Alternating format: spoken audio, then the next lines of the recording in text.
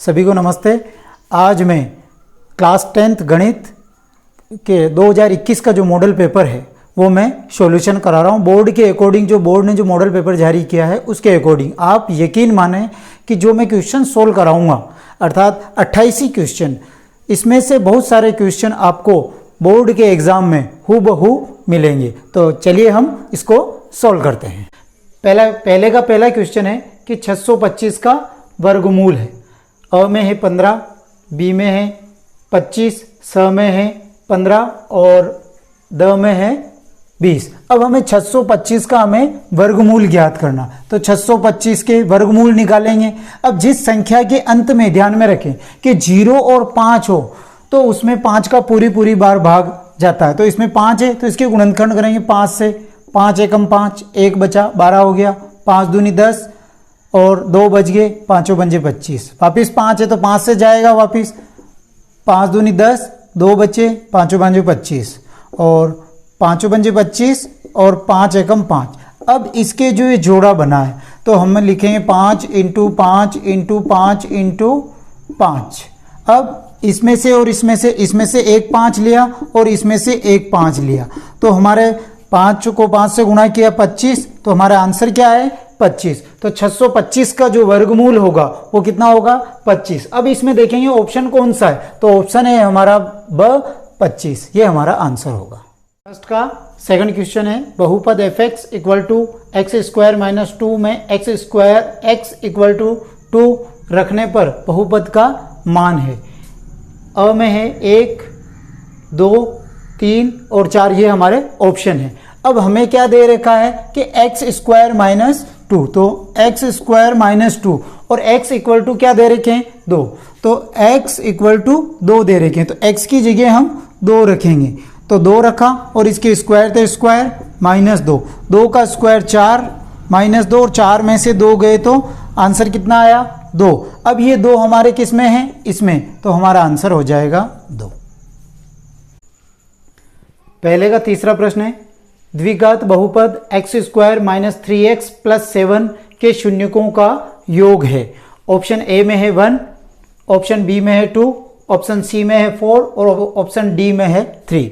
अब देखो पूछा क्या है, शून्यकों का योग किसका, इस बहुपद का। तो बहुपद है हमारे पास में x square minus 3x plus 7, ठीक है, ये बहुपद का योग। तो a बराबर तो हो गया 1, b बराबर हो गया -3 और c बराबर हो गया 7। हमें शून्यकों का योग निकालना, तो शून्यकों का योग ज्ञात करने का सूत्र, शून्यकों का योग ज्ञात करने का सूत्र है -b/a, ये सूत्र है। अब देखो इसमें सूत्र का तो माइनस, अब b की संख्या क्या है -3 बटा a की संख्या है 1, माइनस माइनस प्लस और ऊपर हो गया 3 बटा 1, तो आंसर आया 3। अब ये किस में ऑप्शन में है, ऑप्शन डी में हमारा आंसर है 3। अब ये ध्यान में रखें, इस सवाल में तो आपको शून्यकों का योग दे दिया, और अगर किसी सवाल में आपको शून्यकों का गुणनफल दे दिया, शून्यकों का गुणनफल, तो गुणनफल के लिए इसके लिए सूत्र है c/a, ये ध्यान में रखें। अब अगर ये क्वेश्चन आ जाता है, यहाँ पे शून्यकों का योग नहीं आया और शून्यकों का गुणनफल ज्ञात कीजिए, तो सूत्र है c/a, तो इसमें c की संख्या क्या है 7 और a की संख्या है 1, तो इसका आंसर क्या हो जाएगा हमारे 7, ये आप ध्यान में रखें। चौथा क्वेश्चन है साइन 60 डिग्री का मान ज्ञात कीजिए। तो ऑप्शन ए में √3/2, बी में है 2/3, सी में है 3/2 और डी में √2/3। अब साइन 60 का मान √3/2 होता है। अब ये इसको आपको सारणी का ध्यान में होना चाहिए, तो मैंने जो सारणी बनाई हुई है तो उस सारणी को आप ध्यान से देखें, और अगर किसी को सारणी नहीं आती है तो जो मैंने पहले जो एक वीडियो बनाया है उसमें सारणी है, तो उसमें बहुत सरल तरीके से समझा रखा है, तो उसको आप देखें। पांचवा क्वेश्चन है कि एक ऊर्ध्वाधर खंभे की परछाई खंभे की ऊंचाई के बराबर है, तो सूर्य का उन्नयन कोण ज्ञात कीजिए। ऑप्शन ए में 30 डिग्री, बी में 45 डिग्री, सी में 60 डिग्री और डी में है 90 डिग्री। अब ये देखो कि एक खंभे की परछाई, ये एक खंभा है, ये खंभा, खंभे की परछाई ये इधर बन रही है, हो सकता है आप इधर बनाए तो भी राइट है। अब ये खंभा है, इसकी परछाई ये बन रही है, खंभे की ऊंचाई के बराबर है, इसकी परछाई है इसकी ऊंचाई के बराबर है। मान लिया इसको हमने x मान लिया, तो ये इसकी परछाई है और ये इसकी ऊंचाई के बराबर है। तो सूर्य का उन्नयन कोण ज्ञात कीजिए। तो हमें ज्ञात करना है उन्नयन कोण। अब उन्नयन कोण और अवनमन कोण किसे कहते हैं? जैसे हम किसी चीज को, हम यहाँ पे खड़े हैं और किसी छत पे हम ऊपर देख रहे हैं, ठीक है, तो ऊपर देख रहे हैं तो ये तो होगा हमारा उन्नयन कोण। और जब हम छत से किसी चीज को नीचे देख रहे हैं तो वो होता है अवनमन कोण। अब हमें पूछा है इसमें उन्नयन कोण, तो ये उन्नयन कोण ये यहां से बनेगा, तो यहां से जो ये यहां तक का जो कोण बन रहा है ये कितने डिग्री का कोण हमें ज्ञात करना। अब ये देखो हमारे पास में ये भी है और ये भी है, तो आपको LAL बटा KKA, लाल बटा कक्का, तो ये होता है sine theta, cos theta, ten theta. अब देखो ये तो हो गया हमारा आधार और ये हो गया लंब। अब लंब बटा आधार या आधार बटा लंब, तो या तो टेन थीटा बनेगा या फिर कोट थीटा बनेगा। तो हम इसमें निकालते हैं कि टेन थीटा बराबर होता है लंब बटा आधार, लंब बटा आधार, और हमारे पास में लंब और आधार हैं, ठीक है। तो टेन थीटा बराबर लंब का मान तो है x और आधार का मान भी है x, और इसको काटा तो इसका आंसर आया 1। तो टेन थीटा बराबर आया 1। अब हमें सारणी में देखना है कि जो टेन थीटा वाली में 1 किसका मान है, तो ये है टेन थीटा बराबर ये टेन 45 का मान, तो 10 से 10 कैंसल, तो थीटा का मान आया हमारे पास में 45 डिग्री। तो हमारा आंसर ऑप्शन बी हो जाएगा 45 डिग्री। छठा क्वेश्चन है कि बिंदु 3, 4 की x अक्ष से दूरी है। ऑप्शन ए में है 3, बी में है 2, सी में है 4 और डी में है 5। अब आपको क्या पूछा है? x अक्ष से दूरी। अब 3 और 4, 3 तो है x का और y का है 4।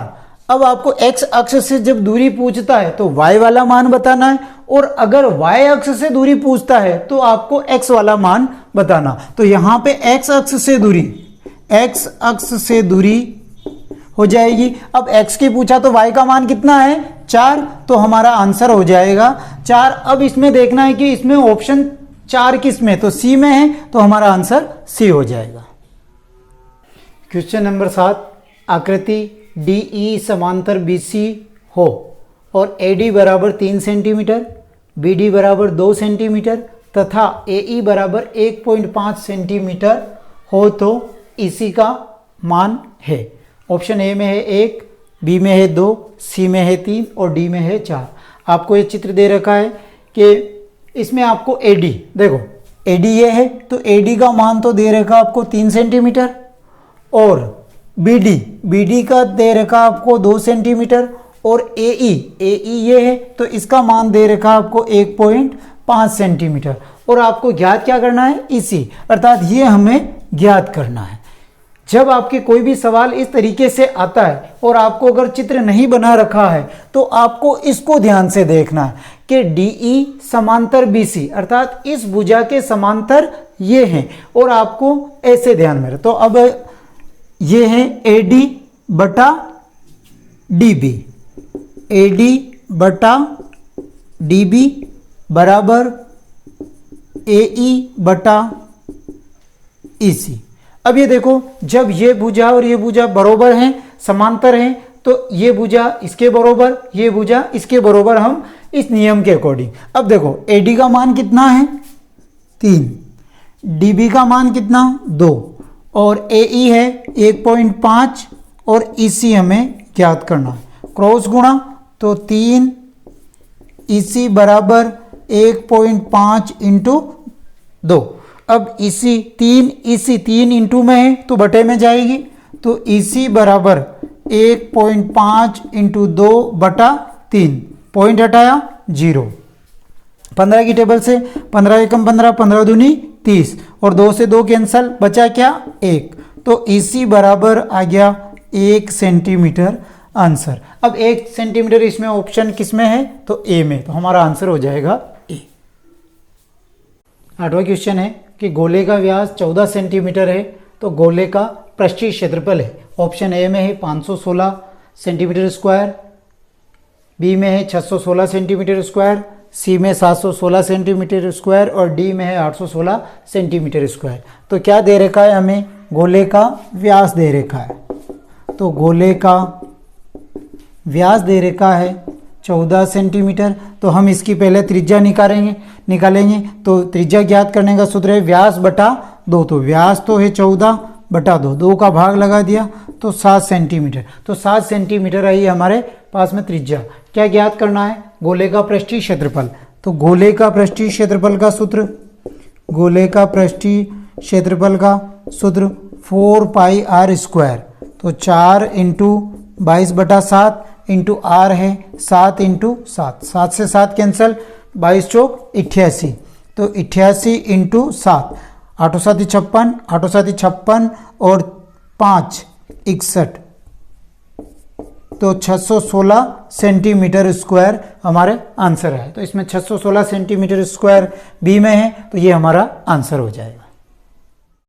9वां क्वेश्चन है बंटन 1 3 2 5 4 9 7 का माध्यक है। ऑप्शन ए में 4, बी में 3, सी में 5 और डी में 7। अब माध्यक ज्ञात करना आपको इन संख्याओं को, और ये संख्याएं हैं अवर्गीकृत बारंबारता। तो अवर्गीकृत बारंबारता से जब माध्यक ज्ञात कर लेते सर्वप्रथम इसको आरोही क्रम में लिखेंगे।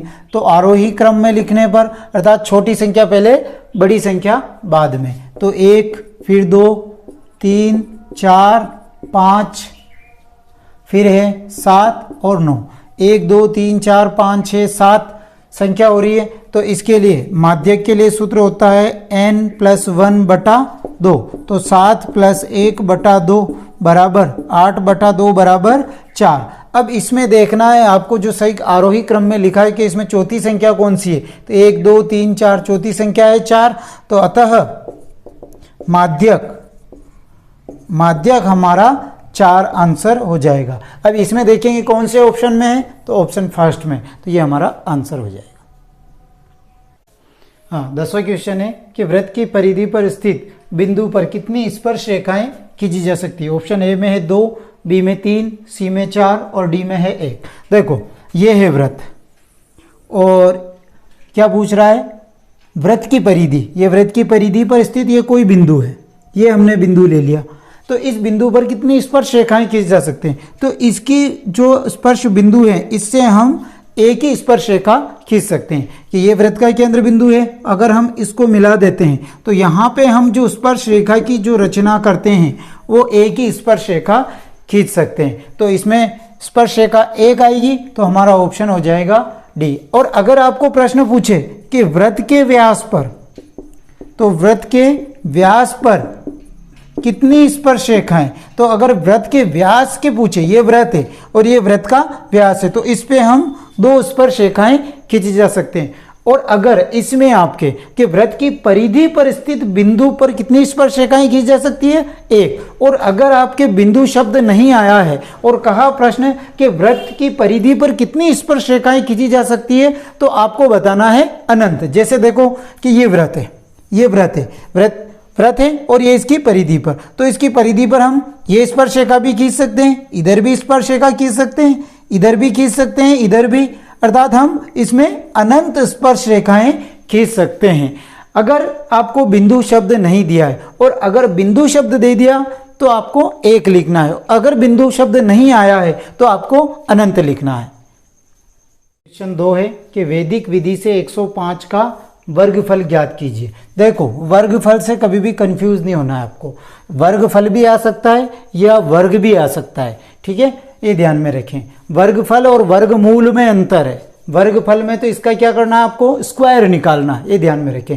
कौन सी विधि से, वैदिक विधि से। तो वैदिक विधि से जब हम वर्गफल ज्ञात करेंगे या वर्ग निकालेंगे, तो इसके लिए जब आपके सूत्र है इसका संख्या प्लस विचलन ओब्लिक विचलन का स्क्वायर। अब हम इसे आधार विधि से सोल्व करेंगे। इस सवाल को हम आधार विधि या उपाधार विधि दोनों विधि से सोल्व कर सकते हैं, लेकिन हम इसको आधार विधि से, तो इसका आधार लेंगे हम 100। अब ध्यान में रखना है, या तो आधार 10 लेंगे या 100 या 1000 या 10,000 ये लेंगे। ये अभी अब 100 के आसपास है तो हमने आधार 100 लिया। और विचलन, अब विचलन देखो कितना ज़्यादा है इससे, कि 100 से 105 कितना ज़्यादा है, 5 ज़्यादा है, तो हम इसको 0.5 लिखेंगे। क्यों लिखा, क्योंकि आधार में कितने 2 जीरो है, तो इसलिए विचलन में भी हम 2 संख्या लिखेंगे 0.5, ये ध्यान में रखें। अब हमारा आधार तो हो गया 100 और विचलन हो गया 0.5 और संख्या क्या है 105। यहां पे लिख दें हम, संख्या हमारे पास में है 105। अब संख्या है 105 प्लस विचलन है 0.5 और ओब्लिक 0.5 का स्क्वायर। अब 105 में 5 जोड़ेंगे 110 ओब्लिक इसका स्क्वायर करेंगे तो ये हो जाएगा 25।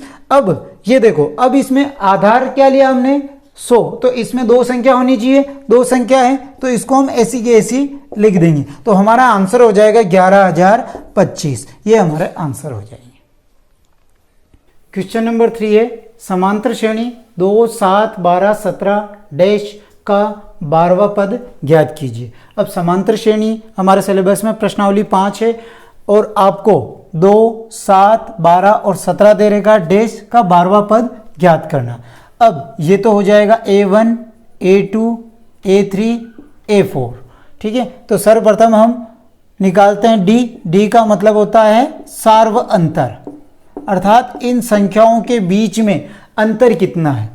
तो D ज्ञात करने का सूत्र है A2 माइनस A1, अर्थात दूसरे पद में से पहले पद को घटा देते हैं। तो दूसरा पद तो है 7 और पहला पद है 2, तो ये घटाए तो आया 5, तो D का मान तो आया 5। अब समांतर श्रेणी में क्या पूछा, 12वां पद। अब जब पद से पहले कोई संख्या है तो वो होगा हमारे पास में n, और अगर पद के बाद में अगर संख्या होती तो वो an होगी, ये आप ध्यान में रखें। अब समांतर श्रेणी में पदों की संख्या ज्ञात करने का सूत्र an बराबर a plus n minus 1 d, अर्थात a का मतलब पहला पद, n का मतलब के पदों की संख्या और d का मतलब सार्वंतर। अब पहला पद क्या है 2 प्लस n, अर्थात n बराबर कितना है 12, तो n 12 माइनस 1 और d का मान है 5। 2 प्लस 12 में से 1 गया 11 और इंटू 5, 2 प्लस 11 पंज 55 और 2 जोड़ लेंगे 57। तो जो हमारा 12वां पद है, तो जो 12वां पद होगा वो होगा 57, हमारा आंसर होगा। चौथा क्वेश्चन है प्रायिकता ज्ञात करने का सूत्र लिखिए। तो अब प्रायिकता ज्ञात करने का सूत्र क्या है, तो प्रायिकता बराबर अनुकूल परिणाम बटा कुल परिणाम, ये हमारा आंसर हो गया। 5वां प्रश्न है एक पासे की एक फेंक में अभाज्य संख्या आने की प्रायिकता ज्ञात कीजिए। किसकी बात किया है इसने, पासे की। अब आपको ये ध्यान में होना चाहिए कि एक पासे में संख्या कितनी होती है, एक पासे में 6 संख्या होती है। तो एक पासे में 6 संख्या होती है, 6 संख्याएं। अब जो 6 संख्याएं होती है 1, 2, 3, 4, 5 और 6, पूछा क्या है अभाज्य संख्या आने की प्रायिकता ज्ञात कीजिए। अब देखो अभाज्य संख्या किसे कहते हैं, जिसमें एक का और स्वयं का भाग जाता है उसे अभाज्य संख्या कहते हैं। अब देखो एक है, एक में तो सभी का भाग जाता है। अब 2 में या तो 2 का जाता है फिर 1 का जाता है, तो पहली अभाज्य संख्या हो गई 2। फिर 3 में या तो 1 का जाता है या फिर 3 का, तो दूसरी अभाज्य संख्या हो गई 3। फिर आता है 4 में, देखो 4 में 1 का जाता है, 2 का जाता है और 4 का जाता है, तो ये अभाज्य संख्या नहीं है। अब 5 में या तो 1 का भाग जाएगा या फिर 5 का, 2 संख्याओं का ही भाग जा रहा है, तो ये अभाज्य संख्या हो गई। और 6 में 1 का भी जाता है, 2 का भी जाता है, 3 का भी जाता है और 6 का भी जाता है। तो हमारी जो अभाज्य संख्याएं हैं, तो ये हो गई हमारी अभाज्य संख्याएं। तो अभाज्य संख्याएं, अब अभाज्य संख्याएं ये कितनी है? 3। अब कुल संख्याएं, कुल संख्या कितनी है? कुल संख्या है 1 2 3 4 5 6 संख्या है और अभाज्य संख्या है ये। अब प्रायिकता ज्ञात करने का सूत्र कि प्रायिकता बराबर अनुकूल परिणाम बटा कुल परिणाम। कुल परिणाम, अब अनुकूल परिणाम कितने हैं कि अभाज्य संख्या कितनी है? 3 और कुल परिणाम 6 बटा 6। तो 3 एकम 3, 3 दूनी 6, तो 1/2 हमारा आंसर हो जाएगा। छठा प्रश्न है कि पीयूसी का पूरा नाम लिखिए। देखो इंग्लिश में तो इसको पोल्यूशन अंडर कंट्रोल सर्टिफिकेट ये कहते हैं, लेकिन हमें पूरा नाम हिंदी में लिखना है तो इसका हो जाएगा प्रदूषण नियंत्रण प्रमाण पत्र। ये पीयूसी का पूरा नाम है। तो पीयूसी का पूरा नाम क्या है? प्रदूषण नियंत्रण प्रमाण पत्र। ये हमारा आंसर हो जाएगा। क्वेश्चन नंबर 7 है कि बिंदुओं 2 3 और 5 6 के बीच की दूरी ज्ञात कीजिए। अर्थात बिंदु क्या है? 2 3 और 5 6 के बीच की दूरी। तो इनके बीच की दूरी निकालनी है। ये तो हो जाएगा x1 y1 x2 और y2। अब बीच की दूरी ज्ञात करने का सूत्र, या तो बीच की दूरी कहो या मध्य की दूरी, दोनों एक ही बात है। तो बीच की दूरी का सूत्र, तो बीच की दूरी का सूत्र है x2 माइनस x1 का square plus y2 minus y1 का स्क्वायर और रूट। अब x2 की संख्या है 5 माइनस x1 की संख्या है 2 और स्क्वायर प्लस y2 की संख्या है 6 माइनस y1 की संख्या है 3 का होल स्क्वायर और रूट। अब देखो जब स्क्वायर से पहले हमें इसका कोष्टक का सोल्व करेंगे तो 5 में से 2 गए तो 3, तो 3 का स्क्वायर प्लस 6 में से 3 गए तो 3 का स्क्वायर और रूट।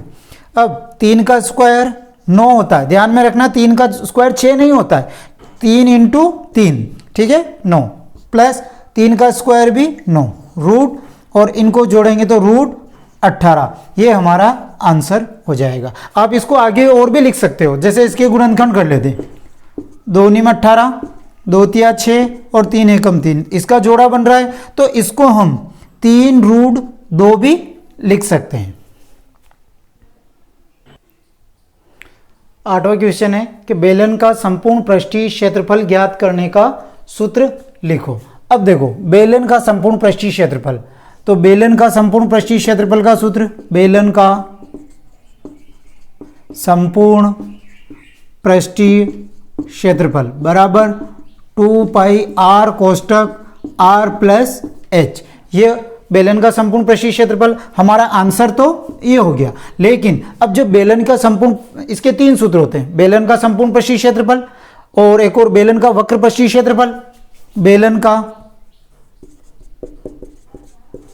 का वक्र पृष्ठीय क्षेत्रफल 2 पाई r h और बेलन का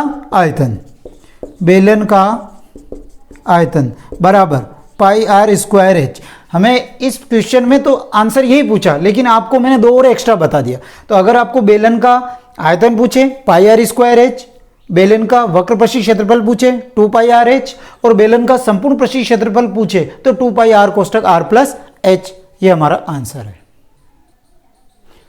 9वां क्वेश्चन है कि घड़ी के पेंडुलम का बिंदु पथ लिखिए। अब देखो घड़ी के पेंडुलम, पहले तो पेंडुलम कहते हैं किसे हैं वो पता होना चाहिए। देखो ये आपकी घड़ी है, ठीक है, 12 6 3 और 9 ये घड़ी के।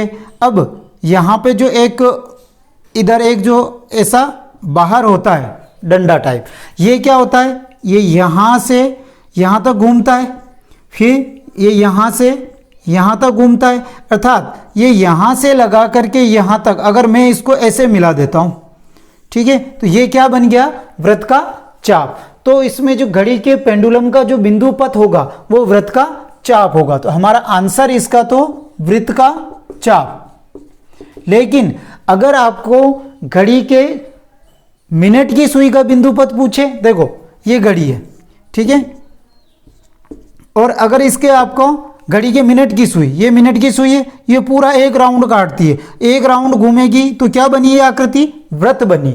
ऐसे ही पूछे आपको सेकंड का पूछे तो भी उसका क्या होगा, वृत्त, और घंटे की सुई की पूछे तो उसका भी क्या होगा, वृत्त। अगर घड़ी के तीनों सुइयों की बात करें तो आपको उसका आंसर, उसका बिंदु पथ क्या बताना है, वृत्त, और पेंडुलम का बिंदु पथ पूछे तो आपको वृत्त का चाप बताना है।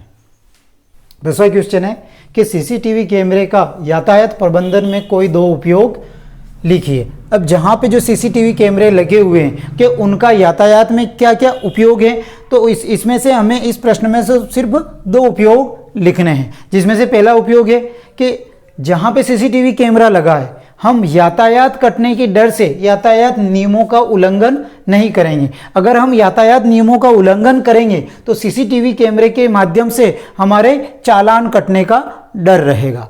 दूसरा है कि दुर्घटना के कारण यातायात रुका है तो कैमरे में देखकर शीघ्र अतिशीघ्र हटाया जा सकता है। जैसे कहाँ पे कोई एक्सीडेंट हो गया रोड दुर्घटना के कारण, तो वहां पे जो यातायात है उसे आसानी से कैमरे में देखकर हम हटा सकते हैं।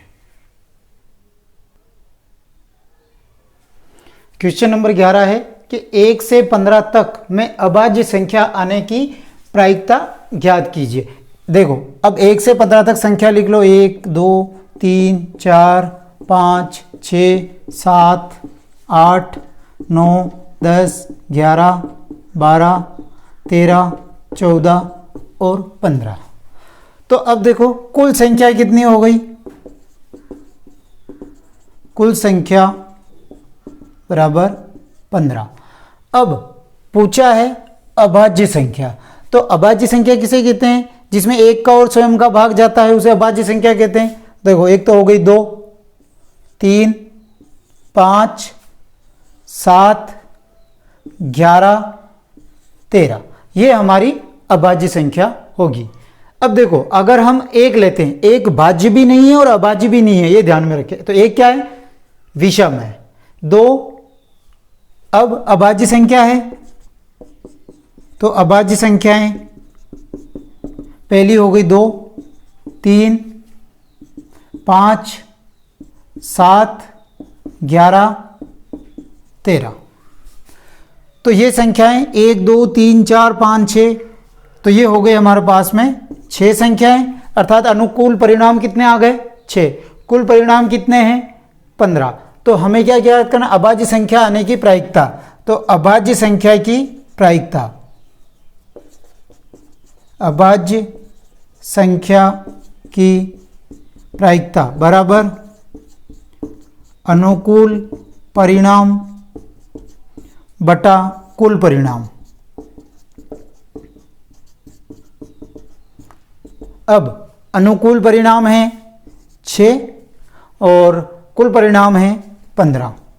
अगर एक कट रहे हों तो काट दो, तो 6 और 15 3 की टेबल से कट रहे हैं, 3 दूनी 6 और तीनों पंजे 15, तो 2/5। तो अभाज्य संख्या 1 से 15 के बीच में जो उनकी प्रायिकता होगी 2/5 हमारा आंसर होगा। खंड ब में क्वेश्चन नंबर 12, सूत्र परावर्त विधि से 1154 भागित 103 को हल कीजिए। अर्थात हमें सूत्र परावर्त विधि से 1154 में 103 का भाग लगाना है। अब सूत्र परावर्त विधि में संख्या है, हमें भाग किसका लगाना है, तो संख्या तो हो गई 103 हो गई। अब 103 का आधार, 103 का आधार हो गया 100, और इसकी जो संख्या है, अब विचलन, इसका विचलन हो गया 0.3, और अब इसका परावर्त, परावर्त का मतलब होता है उल्टा, किसका, विचलन का। तो परावर्त, परावर्त का मतलब ये प्लस की है तो इसका उल्टा क्या हो जाएगा, माइनस की संख्या। तो 03, ये हो गया इसका परावर्त। ठीक है, अब हमारे पास में संख्या है कि 1154 भागित 103, तो इसे हम 3 खंड में बांट देंगे, प्रथम खंड, मध्य खंड और तृतीय खंड। अब इसमें आपको ये ध्यान में रखना है कि आधार कितना है 100, तो 100 में 2 जीरो है, तो 2 संख्या आपको इस कॉलम में रखनी 1154 में से। तो 1154 की लास्ट वाली 54 इधर आ गई और इसमें बची 11। अब संख्या क्या है 103 और इसका परावर्त क्या है -03, तो -03 हमारा परावर्त हो गया। अर्थात ये जो 0 और 3, तो 0 भी माइनस का है और ये 3 भी माइनस का। तो फर्स्ट वाली संख्या आपको ऐसी की ऐसी ही उतारनी है 1। अब इस 1 को आपको 0 से गुणा किया, तो 1 को 0 से गुणा किया तो 0, और 1 को -3 से गुणा करेंगे तो -3। अब इसको सोल्व करेंगे, ये प्लस का, ये प्लस का, तो 1 में 0 जोड़ा तो 1। अब वापस, अब ध्यान में रखना, जब आपने ये इसका गुणा करके इसमें लिख दिया, जब दूसरी संख्या का हम इससे गुणा करेंगे तो जो ये संख्या है इसके नीचे चलेगी। अब 1 को 0 से गुणा किया 0, और 1 को -3 से गुणा किया तो -3। अब इसको सोल्व कर लेंगे, 4 में से 3 गए क्योंकि प्लस माइनस माइनस, तो इधर बचा 1। अब 0 प्लस का है और ये 5 भी प्लस का, तो जुड़ गया 5 में से 3 गया तो बचे कितने 2, तो 21 तो आ गया हमारे पास में शेषफल, और भागफल आ गया 11। तो भागफल 11 और शेषफल बराबर 21, ये हमारे आंसर हो जाएंगे सूत्र परावर्त विधि से। इस सवाल को आप एक बार और समझ लो कि हमें सूत्र परावर्त विधि से 1154 भागित 103 को में 103 में भाग लगाना। अब ये संख्या है 100 से ज्यादा है तो आधार हमने 100 लिया, और अगर 100 से कम होती तो आधार हम 10 लेते, ये ध्यान में रखें। अब विचलन, अब इसका विचलन अर्थात 100 से ये कितनी ज्यादा है 3 ज्यादा है, तो ये हमने 03। अब 03 क्यों लगाए, क्योंकि आधार में 2 जीरो है, तो इसलिए 3 के आगे हमने एक 0 लगा दिया। परावर्त का मतलब होता है उल्टा, किसका, विचलन का। विचलन की संख्या अगर प्लस की है तो ये माइनस की, और अगर विचलन संख्या अगर ये माइनस में होती, ठीक है, माइनस का मतलब 100 से नीचे होती ये संख्या, तो ये माइनस की आती, तो फिर ये हमारी प्लस में हो जाती। तो ये ध्यान में रखें, इसमें तो हमारे 100 से ऊपर है तो ये प्लस में आ गई और इसका परावर्त हो गया माइनस में। अब इसको हम 3 खंडों में बांट दिया, प्रथम खंड, मध्य खंड और तृतीय खंड। मध्य खंड में हमारे भागफल आते हैं और लास्ट में जो तृतीय खंड है उसमें हमारा शेषफल आता है। अब जो मध्य खंड है जो 1154 है, इसमें आधार अगर हमने 100 लिया है इसमें, तो 2 संख्याएं इसमें से 1154 की 2 संख्या तृतीय खंड में आ जाएगी। अब 54 इधर आ गई तो मध्य खंड में आ जाएगा 11। संख्या है 103 और इसका परावर्त है -03, तो -03 लिखा। अब यहाँ पे जो भी फर्स्ट संख्या होगी आपको ये फर्स्ट वाली ऐसी की ऐसी यहाँ पे उतारनी। जब ये उतारी, इसको 1 को 0 से गुणा किया 0, और 1 को -3 से गुणा किया -3। अब वापिस इसको सोल्व किया, 1 में 0 जोड़ा तो 1। अब 1 को 0 से गुणा किया 0, और 1 को -3 से गुणा किया -3। अब इसको घटाया, 4 में से 3 गया तो 1, और 5 में से 3 गया तो 2, तो हमारे भागफल तो हो गया 11 और शेषफल हो गया 21।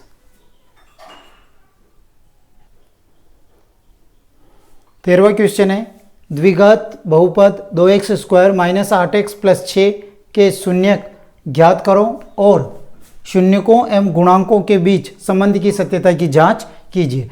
तो 2x² - 8x + 6 शून्य ज्ञात करने, तो अर्थात इसका हम गुणनखंड करेंगे तो बराबर 0।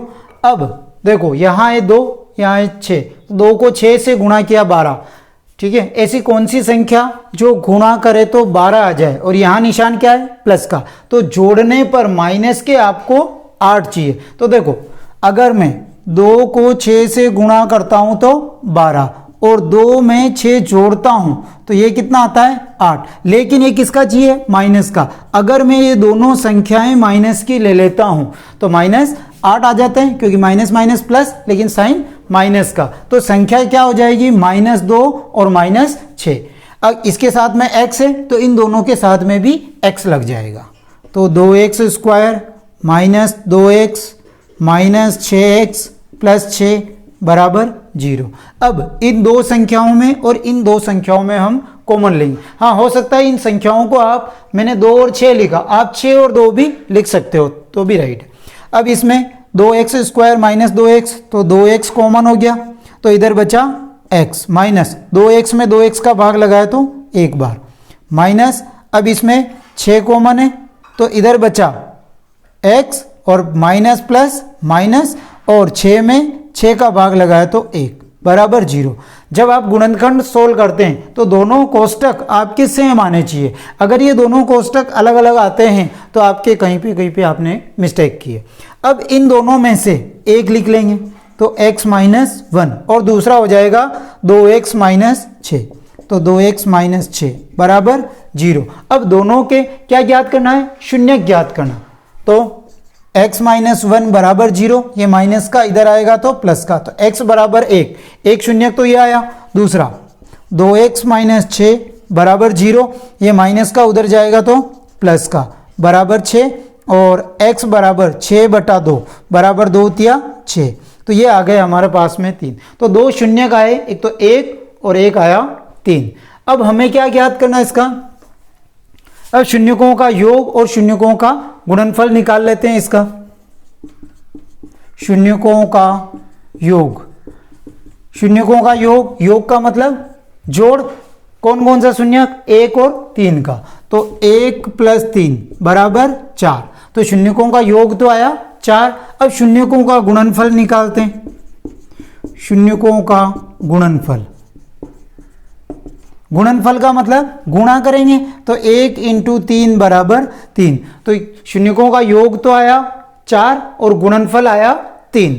अब इसे हम सूत्र से सोल्व करते हैं, है कि जांच करेंगे कि जो दो शून्यक आए हैं 4 और 3 ये राइट है या रॉन्ग है। तो 2x square minus 8x plus 6 equal to 0।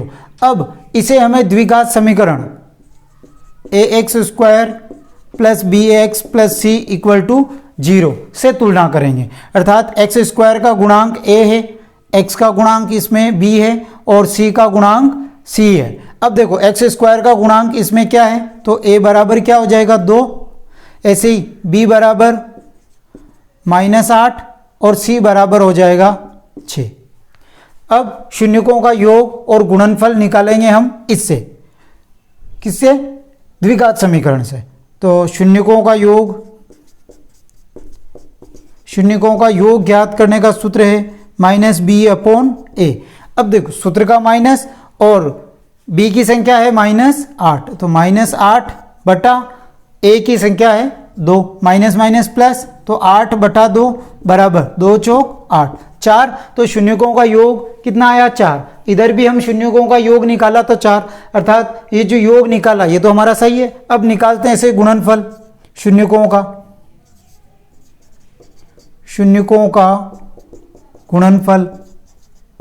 गुणनफल का सूत्र होता है c/a। अब इसमें देखना c की संख्या है 6 और a की संख्या है 2, 2 तिया 6 बराबर 3, तो ये 3 ये 3, अर्थात योग तो आ गया 4 और गुणनफल आया 3 और दोनों में हमारा आंसर सेम है। ये हमारे सत्यता की जांच हो गई। क्वेश्चन नंबर 14 है k के किस मान के लिए समीकरण kx - y - 2 = 0 तथा 6x - 2y - 4 = 0 के अनंत हल होंगे। अब देखो अनंत हल के लिए हमें a1x plus b1y plus c = 0 समीकरण नंबर फर्स्ट में, और ऐसे ही second a2x plus b2y plus c2 = 0। ये होगी समीकरण नंबर 2। अब इसकी तुलना हम देखो a1 का क्या होगा के, B1 का माइनस y नहीं होगा -1, और C1 का हो जाएगा -2। ऐसे ही A2 का हो जाएगा 6 और B2 का हो जाएगा -2 और C2 का हो जाएगा -4। अब A1 बटा A2, कंडीशन फर्स्ट, A1 बटा A2 बरोबर B1 बटा B2 बरोबर C1 बटा C2। जब ये दोनों बराबर नहीं हो, ठीक है, ये दोनों बराबर नहीं हो, ये बराबर हो चाहे नहीं हो इससे कोई फर्क नहीं पड़ेगा, लेकिन कंडीशन ये देखनी है कि ये दोनों बराबर नहीं है, तो इसे कहते हैं हम अद्वितीय हल, अद्वितीय हल। और अगर कंडीशन सेकंड A1 बटा A2 बरोबर है B1 बटा B2 not equal to C1 बटा C2, जब सेकंड कंडीशन ये बनती है, अब ये देखो ये दोनों बराबर है और ये इसके बराबर में नहीं है, तो इसमें क्या होगा, हल, कोई हल नहीं, कोई हल नहीं। और अब हमें जो सवाल में पूछा है अनंत हल, उसकी बात करते हैं। तो A1 बटा A2 बरोबर B1 बटा B2 बरोबर C1 बटा C2। जब तीनों ही कंडीशन में तीनों ही बराबर हों तो वो होगा आपका अनंत हल। और हमें सवाल में अनंत हल से इस सवाल को सोल्व करना, तो यहां पे देख लेते हैं। अब A1 बटा A2 बरोबर B1 बटा B2 बरोबर C1 बटा C2। तो A1 की संख्या है, यहां पे लिख देते हैं कि A1 तो है K, B1 है -1 और C1 है -2। ऐसे ही A2 है 6, B2 है -2, C2 है -4। तो A1 की संख्या है K बटा A2 की संख्या है 6 बराबर B1 की है -1 बटा B2 की संख्या है -2 बराबर C1 की संख्या है -2 बटा C2 की संख्या है -4। ये हमने लिख दिया। अब माइनस से माइनस कैंसल और इस माइनस से ये माइनस कैंसल, और अगर कोई कट रहा है तो काट दो इसको, 2 एकम 2, 2 दूनी 4। अब ये दोनों बराबर होगी। अब हम इन दोनों की तुलना करेंगे, तो K बटा 6 बराबर 1 बटा 2, क्रॉस गुणा, तो 2K बराबर 6 और K बराबर 6 बटा 2, तो बराबर 3। तो K का मान इसमें कितना आया, 3। अब हम इसकी तुलना इससे भी करेंगे, क्योंकि अनंत हल की बात कर रहा है, तो इसकी तुलना इससे भी करेंगे। तो K बटा 6 बराबर 1 बटा 2, क्रॉस गुणा, 2K बराबर 6 और K बराबर 6 बटा 2 बराबर 3। तो इसमें K बराबर इसका भी 3 है और इसका भी 3 है। तो ये अनंत हल में मतलब क्या होता है कि तीनों के जो समीकरण के मान हैं तीनों के बराबर आने चाहिए। जैसे देखो, अगर मैं इस K की जगह 3 रख देता हूं तो 3 बटा 6 और 3 एकम 3, 3 दूनी 6, तो 1 बटा 2, 1 बटा 2 और 1 बटा 2। जब तीनों ही बराबर हो जाते हैं तो वो उसका अनंत हल हो जाता है। और इसमें हमें K का मान ज्ञात करना था, तो K बराबर आंसर आ गया हमारा 3।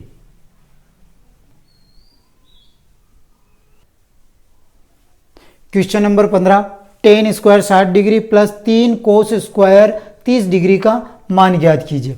और ऐसे क्वेश्चन मोस्ट इंपॉर्टेंट क्वेश्चन है, तो ऐसे क्वेश्चन को आप अच्छी तरह से कंप्लीट करें आप। अब देखो, आपको सारणी में मान देखना है कि tan 60 का मान क्या होता है, तो tan 60 का मान √3 और इसके स्क्वायर लग रहा है तो स्क्वायर लगा देंगे, प्लस 3 इंटू, अब कोस 30 का सारणी में मान देखेंगे तो कोस 30 का मान होता है √3 बटा 2 और इसके स्क्वायर लग रहा है तो इसके भी हम स्क्वायर लगा देंगे। देखो, √3 का स्क्वायर 3 प्लस 3 इंटू √3 का स्क्वायर 3 और 2 का स्क्वायर 4, 3 प्लस 3 को 3 से गुणा किया 9 बटा 4, ये बटे में, इसको ही हम बटे में कर देंगे और दोनों का एलसीएम लेंगे। तो दोनों का एलसीएम 4 में 1 का भाग लगाया 4 बार किया और 4 को 3 से गुणा किया 12, प्लस 4 में 4 का भाग 1 बार और 1 को 9 से गुणा 9, इसको जोड़ा हमने 12 और 9 21 और नीचे 4, तो 21 बटा 4 हमारा आंसर हो गया। क्वेश्चन नंबर 16 है 100 मीटर ऊंचे पुल से किसी नाव का अवनमन कोण 30 डिग्री है, तो नाव की पुल से क्षैतिज दूरी ज्ञात कीजिए। देखो 100 मीटर ऊंचे पुल है, देखो ये है 100 मीटर ऊंचा एक पुल है। अब पुल से किसी नाव का अवनमन कोण, अब नाव है, नाव का अवनमन कोण, तो अवनमन कोण ये यहाँ पे बनेगा, तो अवनमन कोण जो बन रहा है वो है 30 डिग्री, तो ये आपके 30 डिग्री बन रहा। अवनमन कोण ऊपर से नीचे बनता है। अब ये हमारा एकांतर कोण बन रहा है, z बन रहा है, तो अगर ये 30 है तो ये भी हमारा 30 डिग्री होगा। तो नाव की पुल से क्षैतिज दूरी ज्ञात कीजिए। ठीक है, तो नाव की हमें पुल से क्षैतिज दूरी ज्ञात कीजिए, अर्थात क्षैतिज दूरी का मतलब होता है आधार। ठीक है, तो इसको क्या कहते हैं हम, क्षैतिज दूरी। तो क्षैतिज दूरी का मतलब होता है आधार, और ऊर्ध्वाधर का मतलब होता है लंबाई। ठीक है, अब आपको देखो हमें लंब दे रखा है और आधार ज्ञात करना, इसका नाम दे दो ABC। अब L बटा K तो ये तो हो गया साइन थीटा, कोस और टेन थीटा। अब लंब बटा आधार टेन थीटा होता है, तो हम लेते हैं पहले त्रिभुज ABC में, तो इधर लगा टेन थीटा बराबर लंब बटा आधार। टेन थीटा की जगह कितना है 30 डिग्री, तो 30 बराबर लंब का मान है 100 और आधार का मान है, आधार हमें ज्ञात करना है, अर्थात BC हमें ज्ञात करना। अब सारणी में मान देखेंगे कि टेन 30 का मान कितना होता है, तो टेन 30 का मान 1/√3 बराबर 100 बटा BC। क्रॉस गुणा किया तो हमारे आंसर BC बराबर 100/√3। अब √3 का मान भी रख सकते हो आप, तो √3 बराबर 1.732 ये इसका मान होता है। तो हम इस √3 की जगह 1.732 रख देंगे, तो BC बराबर 100 × 1.732। अब देखो जब हम 100 को इससे गुणा कर रहे हैं तो इसके बाद में ये पॉइंट लगा हुआ है, तो इसके बाद में दो संख्या गिन करके हम पॉइंट लगा देंगे, तो ये पॉइंट यहां से हट करके यहां पे लग जाएगा। तो BC बराबर 173.2 मीटर हमारे आंसर हो जाएंगे।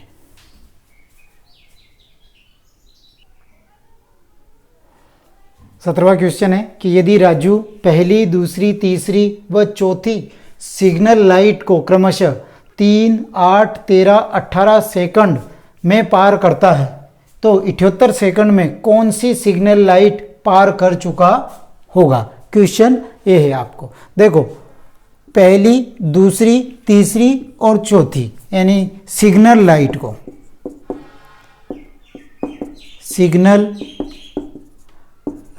को पार करने में लगा समय। तो देखो पहली सिग्नल लाइट को पार करने में 3 सेकंड, दूसरी को 8 सेकंड, तीसरी को 13 सेकंड और चौथी को 18 सेकंड लगे। ठीक है, तो इसकी AP बनी, AP 3, 8, 13, 18, फिर इसके बाद में क्या कह रहे हैं, तो 78 सेकंड में, अर्थात 78 सेकंड की बात कर रहा है, तो 78 सेकंड में कौन सी सिग्नल लाइट पार कर चुका होगा। ये मैंने एक AP बना दी समांतर श्रेणी में। अब देखो A1, A2, A3, A4 ये है, तो और जब डैश डैश के बाद में जब कोई संख्या आ जाती है तो वो होती है हमारे पास में AN। अब हम A1 तो है, अर्थात पहला पद दे रखा है, तो हम पहले निकालेंगे D, और D का मतलब होता है सार्वंतर ज्ञात करने का सूत्र होता है A2 माइनस A1 है, ये A1, A2, A3, A4, तो A2 8 - 3 बराबर 5। अब हमें समांतर श्रेणी ज्ञात करने का सूत्र क्या होता है, AN बराबर A + n - 1 D। अब AN दे रखा है हमारे पास में 78 बराबर A अर्थात पहला पद है 3 प्लस n हमें ज्ञात करना है -1 और D का मान है 5। इसको सोल्व किया, 78 बराबर 3 प्लस 5 को n से गुणा किया 5n और 5 को -1 से गुणा किया -5। अब 78 बराबर ये है माइनस और ये है प्लस, माइनस प्लस माइनस, तो -5 में से कितने गए, 3 गए, तो बचे कितने, माइनस के 2, तो इधर बचे 5n - 2, ये माइनस है, इधर आएगा तो प्लस के, तो 78 + 2 बराबर 5n, 80 बराबर 5n और 80/5 बराबर n, 5 एकम 5, 3 बचे, 5 छंग 30, तो n बराबर आया 16, अर्थात 16वीं सिग्नल लाइट वो 78 सेकंड में पार कर लेगा और यही हमें ज्ञात करना है। क्वेश्चन नंबर 18 है, सिद्ध कीजिए कि वृत्त के बाह्य बिंदु से वृत्त पर खींची गई स्पर्श रेखाएं लंबाई में बराबर होती है। ये हमारा क्वेश्चन है। देखो, वृत्त के बाह्य बिंदु से, ये वृत्त है और वृत्त का बाह्य बिंदु, ये कोई बाह्य बिंदु है, मान लिया वृत्त का बाह्य बिंदु है P और ये वृत्त का केंद्र बिंदु है O।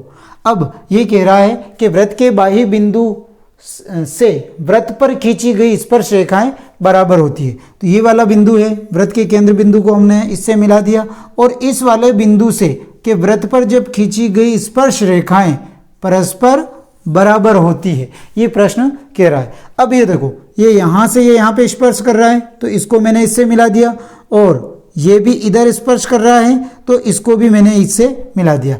अब ये जो है ये क्या है, ये त्रिज्या है और ये भी त्रिज्या है, ठीक है। अब जब स्पर्श रेखा जब खींचते हैं तो वहां पे ये 90 डिग्री बनता है, तो ये भी 90 डिग्री है। अब इसमें दो त्रिभुज बन रहे हैं, अब इस त्रिभुज का नाम दे दो A और B। अब एक त्रिभुज तो बन रहा है AOP और दूसरा त्रिभुज बन रहा है BOP। तो हम लेते हैं इसमें, क्योंकि हमें क्या बताना है कि ये स्पर्श रेखा इसके बराबर होती है, ये हमें सिद्ध करना है। तो इसमें सिद्ध करना है, सिद्ध करना है AP बराबर BP, अर्थात कि ये स्पर्श रेखा और ये स्पर्श रेखा बराबर होती है, ये हमें सिद्ध करना है। हम लेते हैं त्रिभुज OAP में और त्रिभुज OBP में, OBP में। अब देखो, इसमें लिखा मैंने कि OA बराबर OB और OA त्रिज्या है और ये भी त्रिज्या है, तो दोनों त्रिज्याएं बराबर है, तो OA बराबर OB। ये क्या है, वृत्त की त्रिज्या है और इसमें वृत्त की त्रिज्या क्या है, समान है। अब OP बराबर OP, ये जो OP है उभयनिष्ठ भुजा है, अर्थात इस त्रिभुज की भी है और इस त्रिभुज की भी है, और हम इसको एक कोण भी बराबर है तो कोण भी ले सकते हैं। कोण OAP बराबर कोण OBP, प्रत्येक समकोण, अर्थात प्रत्येक समकोण का मतलब 90 डिग्री है। और अब OP बराबर OP, OP बराबर OP, ये है हमारी उभयनिष्ठ भुजा। अब देखो, ये भुजा हो गई, ये कोण हो गया और ये भुजा, तो भुजा कोण भुजा के नियम से ये क्या है, सर्वांग सम है।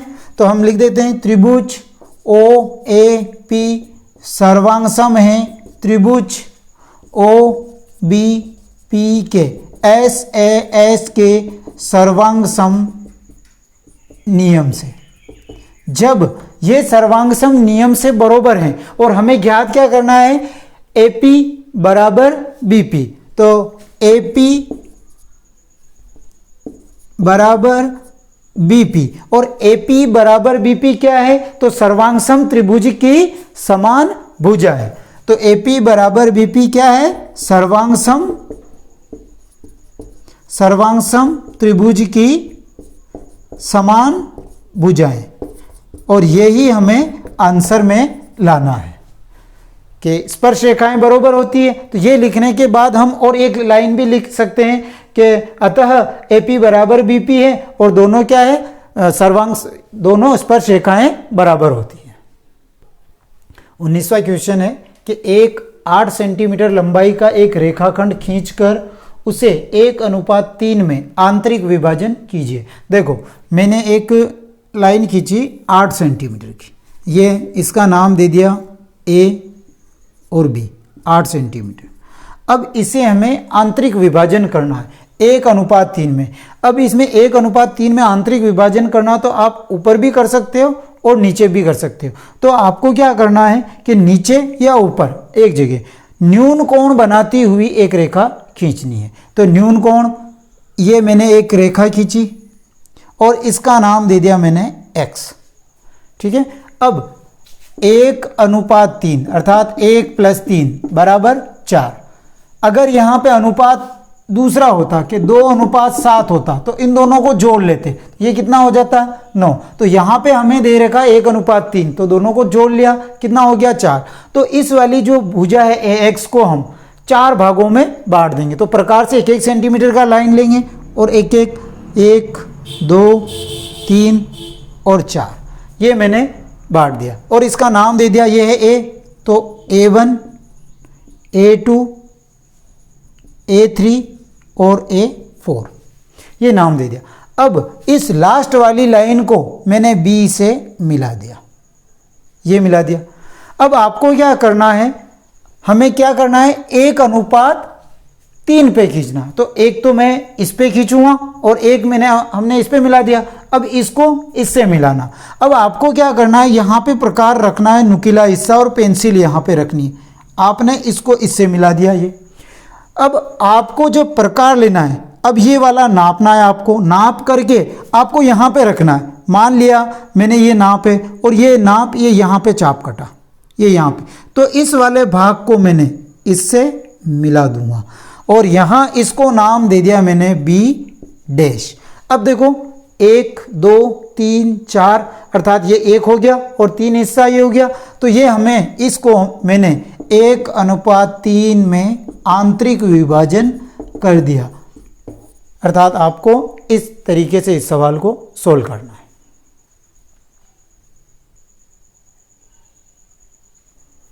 बीसवां क्वेश्चन है, खंड सा, अंक है इसका 4। 20वें प्रश्न से सिद्ध कीजिए कि बिंदु 1, -2, 3, 0, 1, 2 और -1, 0 एक वर्ग के शीर्ष हैं। ठीक है, इसका सोल्व कर रहे हैं हम। किसकी बात कर रहा है ये? वर्ग की। तो ये मैंने एक वर्ग बनाया और A, B, C और D। अब देखो A के निर्देशांक है 1 और -2, तो 1, -2, B के हैं 3, 0, C के हैं 1, 2 और D के निर्देशांक हैं -1 और 0। ये हमारे निर्देशांक है। और वर्ग किसे कहते हैं? कि ऐसी आकृति जिसकी चारों भुजाएं बराबर हों और दोनों विकर्ण बराबर हों तो उसे हम वर्ग कहते हैं। तो इसमें भी हुई है कि हमारी भुजा के AB बराबर BC बराबर CD बराबर AD। अब हम ये चार ही भुजाएं लेंगे और ये जो शीर्ष दे रेखे हैं ये बराबर होते हैं तो वर्ग है, और अगर बराबर नहीं होते हैं तो दूसरी आकृति बनती है। तो हम लेते हैं AB। तो AB के निर्देशांक 1 और -2 1 है और B के निर्देशांक 3 और 0। इसे हम बीच की दूरी से सोल्व करेंगे। तो बीच की दूरी का सूत्र है x2 - x1 का स्क्वायर प्लस y2 - y1 का स्क्वायर रूट। अब यह है x1 y1 x2 y2। x2 की संख्या है 3 माइनस x1 की है 1 का स्क्वायर प्लस y2 की संख्या है 0 और सूत्र का माइनस और इसका माइनस प्लस 2 और 3 में से 1 गया तो 2 का स्क्वायर प्लस 2 का स्क्वायर रूट और इधर हो गया 4 + 4 बराबर √8। तो इसका AB का मान आया √8। ऐसे ही निकालेंगे हम BC। तो B के निर्देशांक हैं 3, 0 और C के निर्देशांक हैं 1 और 2। ये है x1 y1 x2 y2। बीच की दूरी का सूत्र x2 माइनस x1 का square plus y2 minus y1 का स्क्वायर रूट। ठीक है, अब x2 की संख्या है 1 माइनस x1 की है 3 का स्क्वायर प्लस y2 की संख्या है 2 माइनस y1 की संख्या है 0 का स्क्वायर रूट। अब -3 में से 1 गया तो -2 का स्क्वायर प्लस 2 का स्क्वायर रूट, और इधर आ गया -2 का स्क्वायर 4, माइनस हट जाएगा, प्लस 2 का स्क्वायर 4 बराबर √8। तो ये BC का मान आया, वो भी आया हमारे पास में √8।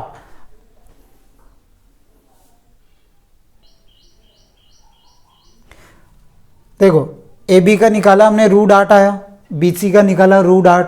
अब निकालेंगे हम CD, C और D। C के निर्देशांक हैं 1 2 और D के निर्देशांक हैं -1 और 0। ये है x1 y1 x2 y2। बीच की दूरी का सूत्र x2 माइनस x1 का square plus y2 minus y1 का स्क्वायर। तो -1 x2 का है और सूत्र का माइनस x1 का है 1 का स्क्वायर प्लस y2 की संख्या है 0 माइनस y1 का है 2 का स्क्वायर और रूट। माइनस माइनस प्लस, तो -2 का स्क्वायर प्लस -2 का स्क्वायर रूट। इसको सोल्व किया तो -2 का स्क्वायर 4 और -2 का स्क्वायर 4 रूट, तो ये आ गया √8। तो हमारे पास में CD का मान भी आया √8। ऐसे ही निकालेंगे हम DA का या AD का। तो DA -1 0 D के ये हैं और A के निर्देशांक हैं 1 और -2। ये है x1 y1 x2 y2। बीच की दूरी का सूत्र x2 माइनस x1 का square plus y2 minus y1 का स्क्वायर। अब x2 की संख्या है 1, सूत्र का माइनस, और x1 का माइनस, ये माइनस और ये माइनस, प्लस 1 का स्क्वायर प्लस y2 की संख्या है -2, सूत्र का माइनस, और y1 की संख्या है 0 का स्क्वायर रूट। 1 और 1 2, 2 का square plus minus minus plus -2 का स्क्वायर रूट 4 + 4 बराबर √8। तो इसका भी हमारे पास में इस भुजा का भी आया √8। अब निकालते हैं हम विकर्ण। देखो इस सवाल में मैंने हर भुजा ज्ञात की, तो हर भुजा, जब मैंने हर भुजा की बीच की दूरी ज्ञात की तो हर बीच की दूरी में मैंने सूत्र लगाया। ठीक है, तो आपको भी एग्जाम में ध्यान में रखना कि हर जब आप छह बार सवाल को सोल्व करेंगे, इसको छह स्टेप में, तो हर स्टेप में आपको सूत्र लगाना है, क्योंकि जो बोर्ड के एग्जाम में 2018 के बोर्ड के एग्जाम में ये सेम इस टाइप का क्वेश्चन आया था, और उसमें जो 6 नंबर का क्वेश्चन था, तो 6 नंबर के क्वेश्चन में किसी बच्चे ने ये पूरे में 6 स्टेप में सूत्र भी नहीं लिखे, तो उसके जो सूत्र के थे 1/4 1/4 6 बार उसके 1/4 नंबर काट दिया, इसका मतलब 1.5 नंबर उसका काट दिया। तो आपको मैं पहले ही कह रहा हूं कि जब आप सवाल सोल्व करें तो हर स्टेप में इस ऐसे वाले निर्देशांक ज्यामिति वाले सवाल में, सिद्ध करने वाले सवाल में, चाहे आयत आए, चाहे वर्ग आए, चाहे समांतर चतुर्भुज आए, चाहे समचतुर्भुज आए, तो सभी में आपको ध्यान में रखना है कि सूत्र अवश्य लगाना है। और अगर आप हर स्टेप में सूत्र नहीं लगाएंगे तो इसका अगर 6 नंबर का क्वेश्चन आता है तो आपके इसमें से 1/4 नंबर हर स्टेप में से काट लिए जाएंगे। ठीक है, तो ये आप ध्यान में रखें। देखो अभी हमने 4 ही भुजाएं निकाली, तो AB बराबर BC बराबर CD बराबर AD लिख देता हूं। AB बराबर BC बराबर CD बराबर DA, तीनों ही 4 ही भुजाएं बरोबर आई। इसका ही √8, इसका भी √8, इसका भी √8 और इसका भी √8 आया हमारे। अब हम निकालते हैं विकर्ण। विकर्ण AC बराबर BD, अर्थात विकर्ण भी आपके बराबर होने चाहिए। अब विकर्ण लेते हैं हम, विकर्ण AC। विकर्ण AC, A के निर्देशांक है 1 और -2 और C का है 1 और 2। x1 y1 x2 y2, बीच की दूरी का सूत्र x2 माइनस x1 का square plus y2 minus y1 का स्क्वायर। x2 की संख्या है 1 सूत्र का माइनस और x1 का है 1 का स्क्वायर प्लस y2 की संख्या है 2 माइनस और y1 का है -2, तो माइनस माइनस प्लस 2 का स्क्वायर। तो इधर हो गया 0 का स्क्वायर प्लस 4 का स्क्वायर रूट, तो 0 का स्क्वायर 0 और प्लस 16, 4 चौक 16 और रूट 16 का होता है 4, रूट 16 का वर्गमूल निकालेंगे तो 4 आ जाएगा। ऐसे ही निकालते हैं हम विकर्ण BD का।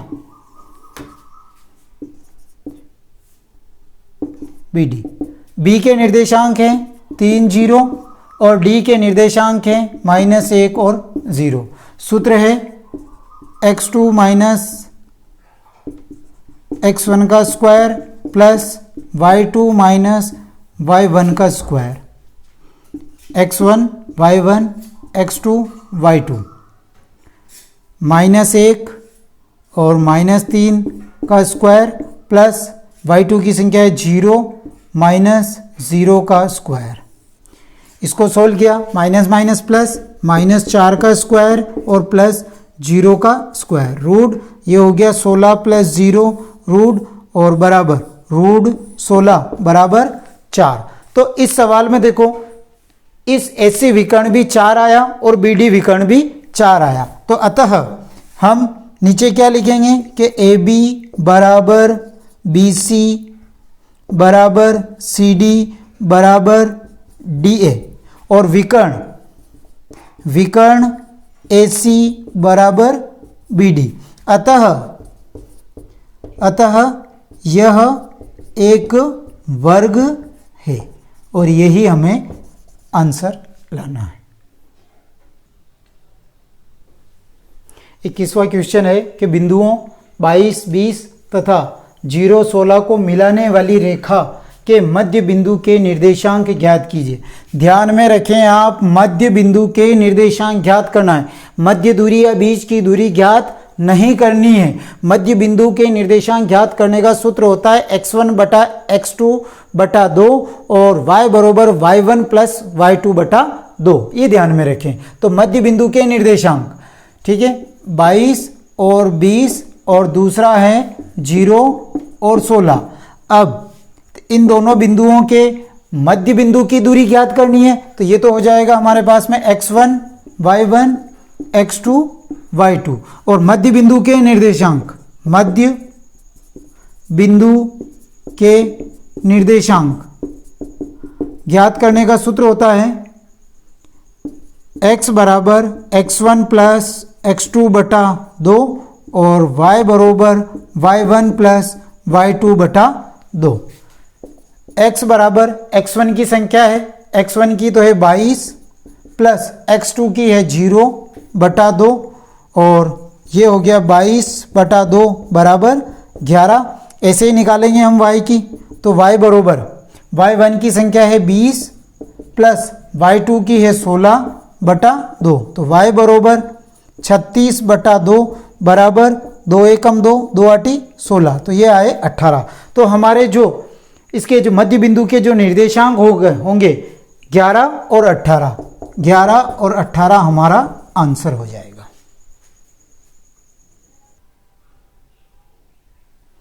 22वां क्वेश्चन है कि त्रिभुज ABC में DE समांतर BC है तथा AD बराबर 3 सेंटीमीटर, DB बराबर 5 सेंटीमीटर तथा AC बराबर 5.6 सेंटीमीटर हो तो AE का मान ज्ञात कीजिए। देखो अब AD का दे रखा आपको 3 सेंटीमीटर, DB दे रखी है 5 सेंटीमीटर और AC अर्थात AC 5.6, ये 5.6 सेंटीमीटर दे रखी है आपको पूरी, ये ध्यान में रखें।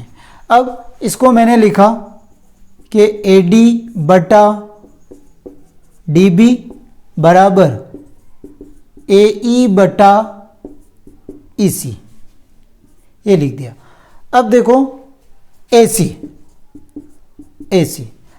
किससे मिलके बनी है, ए ई प्लस इसी से मिलके बनी है, तो इसको लिख दिया मैंने ए ई प्लस इसी।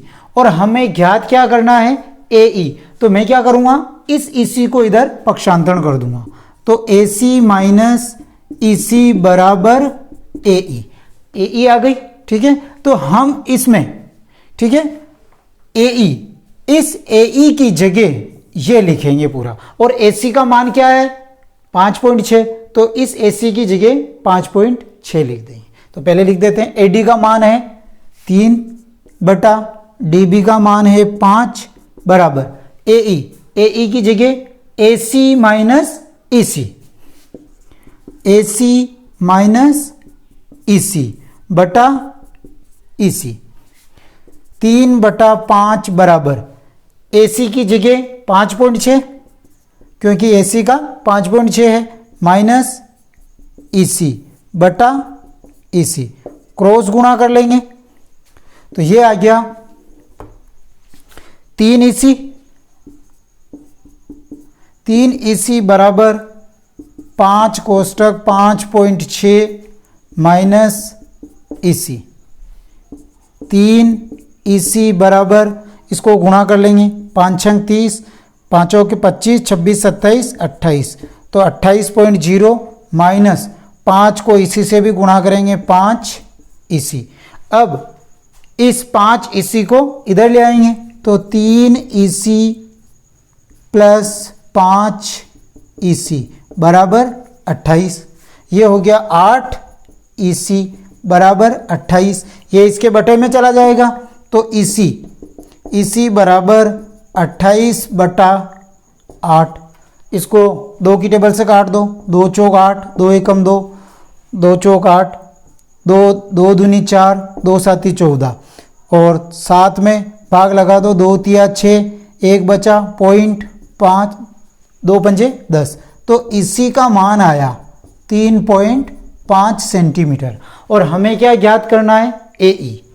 अब हम इसको ए ई ज्ञात करते हैं। अब देखो हमें ज्ञात करनी है ए ई। ए सी का मान तो है 5.6 माइनस इसी निकाली हमने 3.5 बराबर ए ई। इसको घटा दो, ये है 5.6 में से 3.5 घटा देंगे तो 1 और इधर यानी 2.1, तो ए ई का जो मान है 2.1 सेंटीमीटर, ये हमारे आंसर होंगे। 23वां प्रश्न है, छायांकित भाग का क्षेत्रफल ज्ञात कीजिए यदि ए बी सी डी भुजा 14 सेंटीमीटर का एक वर्ग है तथा ए पी डी और बी पी सी 2 और अर्धवृत्त है। हमें इसका छायांकित भाग ज्ञात करना। जब आप छायांकित भाग निकालें तो जो पहले आकृति क्या बन रही है, ठीक है, तो ऊपर जो आकृति है वर्ग, और वर्ग के अंदर 2 अर्धवृत्त बन रहे हैं। ठीक है, तो आप जब छायांकित भाग का क्षेत्रफल ज्ञात करें तो वर्ग में से 2 अर्धवृत्त को हम घटा देंगे तो वो हमारा छायांकित भाग आ जाएगा। अब हमें इसमें देखो वर्ग का क्षेत्रफल और 2 अर्धवृत्त, अर्धवृत्त और अर्धवृत्त को मिला देंगे तो एक वृत्त बन जाएगा, तो वर्ग का क्षेत्रफल माइनस वृत्त का क्षेत्रफल। अब हमारे पास में ये अर्धवृत्त है और अर्धवृत्त का व्यास दे रखा है 14 सेंटीमीटर, तो सर्वप्रथम निकालेंगे हम वर्ग का क्षेत्रफल। तो वर्ग ए बी सी डी का क्षेत्रफल, वर्ग का क्षेत्रफल का सूत्र भुजा स्क्वायर या भुजा इंटू भुजा। अब इसकी देखो ये 14 सेंटीमीटर है तो ये भी 14 सेंटीमीटर होगी, ये भी 14 सेंटीमीटर होगी और ये भी 14 सेंटीमीटर होगी, तो भुजा हो गई इस वर्ग की 14 सेंटीमीटर। तो 14 का स्क्वायर और 14 का स्क्वायर 196 होता है, तो 196 सेंटीमीटर स्क्वायर, ये आया वर्ग का क्षेत्रफल। अब देखो 2 अर्धवृत्त बन रहे हैं, तो अर्धवृत्त का व्यास, अर्धवृत्त का व्यास दे रखा है 14 सेंटीमीटर, इसकी त्रिज्या निकाल लेंगे तो 14 बटा 2 बराबर 7 सेंटीमीटर, ये इसकी हमारे त्रिज्या है। अब हमें इसका 2 अर्धवृत्त का क्षेत्रफल निकालना है, ठीक है, या वृत्त का क्षेत्रफल, तो हम यहां पे निकाल लेते हैं 2 अर्धवृत्त का क्षेत्रफल का सूत्र। किसकी बात कर रहा है? 2 अर्धवृत्त। तो वृत्त कितने, अर्धवृत्त कितने हो गए? 2 इंटू, और अर्धवृत्त का क्षेत्रफल, अर्ध का मतलब आधा, और वृत्त का क्षेत्रफल का सूत्र पाई आर स्क्वायर। 2 से 2 कैंसिल, तो बचा क्या? पाई आर स्क्वायर। तो इसको 22/7 इंटू आर है 7, तो 7 इंटू 7, 7 से 7 कैंसिल, इसको गुणा करेंगे हम, 7 दूनी 14, 7 दूनी 14 ने 15, 154 सेंटीमीटर स्क्वायर। अब हम इसका छायांकित भाग का छायांकित भाग निकालते हैं। अब यहां पे निकाल लेते हैं छायांकित भाग। तो छायांकित भाग का क्षेत्रफल, छायांकित भाग का क्षेत्रफल बराबर वर्ग का क्षेत्रफल माइनस 2 अर्धवृत्त का क्षेत्रफल। तो इसका तो आया 196 और 2 अर्धवृत्त का 154, इसको घटा देंगे 2 4, तो यानी 42 सेंटीमीटर स्क्वायर हमारे आंसर हो जाएंगे। क्वेश्चन नंबर 24 है, निम्नलिखित के सूत्र लिखिए। अब देखो आपके एक क्वेश्चन तो ऐसा आएगा कि कम से या तो आपको मैच द फॉलोइंग वाला आएगा, जिसमें आपको एक तरफ सूत्र दे देंगे और एक तरफ इनके नाम दे देंगे और एक तरफ सूत्र दे देंगे। अगर आपको सूत्र याद हैं तो आप उसका मैच कर सकते हैं। तो मैं आपको इसमें 5 जो सूत्र हैं वो बता रहा हूं। तो बेलन का वक्रपृष्ठीय क्षेत्रफल का सूत्र 2 पाई आर एच ये होता है, ठीक है। एच का मतलब ऊंचाई और आर का मतलब त्रिज्या।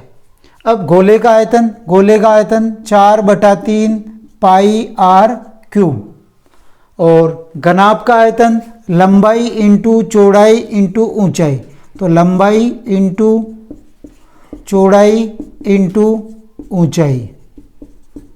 फिर घन का संपूर्ण पृष्ठीय क्षेत्रफल 6 इंटू भुजा स्क्वायर, और घन अर्ध गोले का संपूर्ण पृष्ठीय क्षेत्रफल 3 पाई आर स्क्वायर।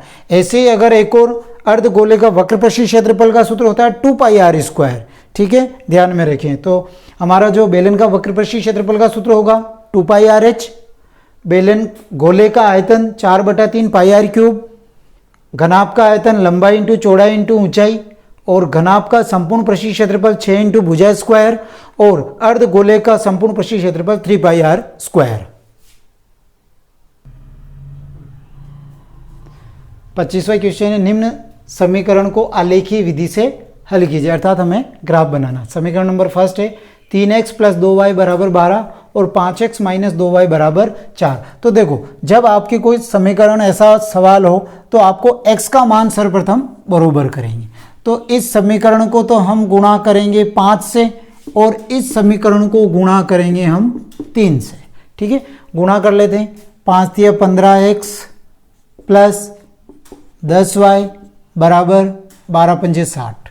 इसको 5 × 15x - 6y = 12, ये समीकरण होगी। अब हम समीकरण नंबर फर्स्ट और ये समीकरण नंबर सेकंड होगी, तो यहाँ पे 15x + 10y = 60 और 15x - 6y = 12। साइन चेंज, यहाँ प्लस है तो माइनस, यहाँ माइनस है तो प्लस, और यहाँ प्लस है तो माइनस, ये तो कट गया, और प्लस और प्लस प्लस होगा तो ये हो गया हमारे पास में 16y बराबर। अब इसमें से 16 प्लस माइनस माइनस, तो 16 में से 12 घटा देंगे तो 10 में से 2 गए तो 8, और इधर 5, 5 में से 1 गया तो 4। अब ये इसके बटे में, तो y बरोबर 48/16, 16 16 16 32 16 48, तो y बरोबर आया 3। तो y के मान को समीकरण नंबर 1 में रखने पर, y के मान को समीकरण 1 में रखने पर, समीकरण नंबर 1 है ये है कि 3x + 2y = 12, तो 3x + 2y = 12, और y की जगह हमें रखना है 3, तो 3x + 2 × 3 = 12, तो 3x + 6 = 12। ये प्लस के उधर जाएंगे तो माइनस के, तो 12 - 6 और x बराबर 6/3, 3 दूनी 6। तो x का मान आया 2 और y का मान आया 3। तो ये दोनों मान आए कॉमन मान। तो इन दोनों को हम दो बॉक्स बना लेते हैं। जो कॉमन मान आया है इन दोनों बॉक्स में हम रख देते हैं। ये x y और कम से कम 3 मान हमें निकालने हैं। तो x का तो आया 2 और y के आया 3, ये दोनों बॉक्स में हमने रख दिए। अब हम समीकरण नंबर फर्स्ट लेते हैं। समीकरण नंबर फर्स्ट मिटा दो पड़ेगा। समीकरण नंबर फर्स्ट के मान निकालते हैं। समीकरण नंबर फर्स्ट है 3x प्लस 2y बराबर 12। y को पक्षांतरण करेंगे तो 3x बराबर 12 माइनस 2y, इंटू में तो बटे में, तो x बराबर 12 माइनस 2 कोष्टक बटा 2, एक मान तो ये रख इससे सोल्व करेंगे, और दूसरा 12 माइनस 2 कोष्टक बटा 2। ये मैंने दोनों मान इस समीकरण के लिए निकाल दिए। अब देखो ये क्या था, y था, तो y की जगह कॉमन मान क्या आया था 3। अब इस 3 में ये 2 जोड़ लो, 3 और 2 कितने होते हैं 5, तो यहाँ पे रख दिया मैंने 5, और 5 और 2 को जोड़ दो ये 7। अर्थात हमें y का जो पहला मान तो आया 5 और y का दूसरा मान आया 7। अब इसको सोल्व कर लेते हैं। तो 12 माइनस 10 बटा 2 बराबर 2/2 बराबर 1। तो एक तो आया y का तो आया 5 और x का आया 1। अब ऐसे ही ये 12 माइनस 14/2, तो 14 में से 12 गया तो माइनस के 2/2 बराबर -1। तो इसका मान आया हमारे पास में y का तो आया 7 और x का आया -1। अब एक मान और निकाल लेते हैं इसके दो के। अब सेकंड समीकरण के मान निकालते हैं। अब समीकरण नंबर 2 के मान निकालते हैं। तो 5x माइनस 2y बराबर 4। y की संख्या को पक्षांतरण कर देंगे तो 5x बराबर 4 प्लस 2y। 5 बटे में है तो बटे इंटू में तो बटे में जाएंगे, तो 4 प्लस 2y बटा 5, ये समीकरण बना दी। अब इस समीकरण में हमें क्या करना है कि x बराबर 4 प्लस 2 कोष्टक बटा 5 और दूसरा मान 4 प्लस 2 कोष्टक बटा 5। अर्थात मैंने जो y था y की जगह मैंने क्या कर दिया कोष्टक बना दिया। अब जो आपने इसमें जो सेकंड समीकरण में जो कॉमन मान के आए थे y के 3, अब इसको रखेंगे तो 3 में ये संख्या जोड़ देंगे। देखो अगर ये माइनस की होती है तो माइनस प्लस माइनस घट जाता है, ये प्लस की है तो ये जुड़ जाएगी। 5 और 3 8 और 8 और 5 13। अब इसको सोल्व कर लेते हैं हम। 4 प्लस 2 8 16 बटा 5, तो 20/5 बराबर 4। तो y के तो आए 8 और x के मान आए 4। अब ऐसे इसको 4 प्लस 13 दूना 26/5, 30/5 बराबर 6, 5 छंग 30। तो y के तो 13 और x के आए हमारे पास में 6। अब हम इसका ग्राफ बनाते हैं। अब इसका ग्राफ बना रहे हैं।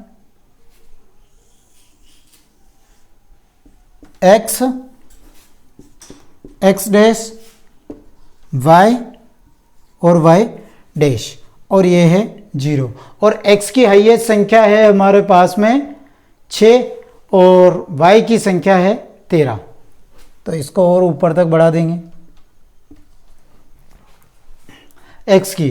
तो 1 2 3 4 5 6, -1 -2 -3 -4, और y में हम अंतर ले लेते हैं 2 2 का। 2 4 6 8 10 12 और 14। इधर भी -2 -4 -6, माइनस में तो कोई संख्या है नहीं इसकी y की, तो हमें ये। अब फर्स्ट संख्या है x का 2 और y का 3। अब देखो इस कॉलम में दोनों संख्या प्लस की आएगी, इस कॉलम में दोनों संख्या माइनस की आएगी, इसमें माइनस प्लस आएगा और इसमें प्लस माइनस आएगा। अब x का 2 और y का 3, x का 2 है, देखो x का 2 और y का 3, तो x का 2 और y का 3, ये y वाली लाइन है, तो 2 और 4 के बीच में 3 आते हैं, तो ये यहाँ पे आ जाएंगे 3। फर्स्ट पॉइंट ये हो गया। सेकंड, x का 1 और y का 5, x का 1 और y का 5, 4 और 6 के बीच में आएगा, ये यहाँ पे। फिर नेक्स्ट है x का -1 और फिर y का है 7, तो माइनस प्लस इस कॉलम में आएंगे, तो x का तो -1 और y के 7, तो इसके बीच में आएंगे, तो ये यहाँ पे पॉइंट लग जाएगा। अब इन तीनों पॉइंट को, अब इसके जो तीन ही पॉइंट लगा दिए, तो इन तीनों पॉइंटों को हम मिला देते हैं और ये हमने बना दिया। नेक्स्ट लेते हैं हम ये x का 2 और y का 3, x का 2 और y का 3, फिर है x का 4 और y के 8, x के 4 और y के 8, ये यहाँ पे पॉइंट। फिर नेक्स्ट है x का 6 और y का 13, x का 6 और y का 13, 12 और 14 के बीच में, तो ये यहाँ पे पॉइंट आ जाएगा, ये यहाँ पे, और ये 2 और 3 से ये क्रॉस हो जाएगा, ये हमारा।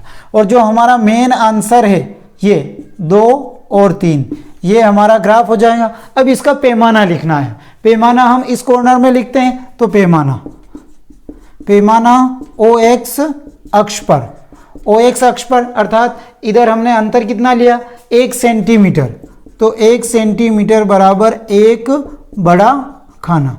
और OY अक्ष पर, OY अक्ष पर हमने 2-2 सेंटीमीटर का अंतर लिया, तो इधर आ जाएगा 2 सेंटीमीटर बराबर 1 बड़ा खाना। ये हमारा पूरा ग्राफ का सवाल हो गया।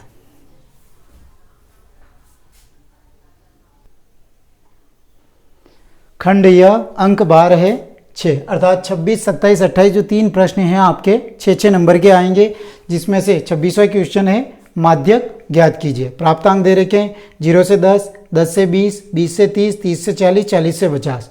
छात्रों की संख्या का मतलब f, और इसको क्या कहते हैं, बारंबारता।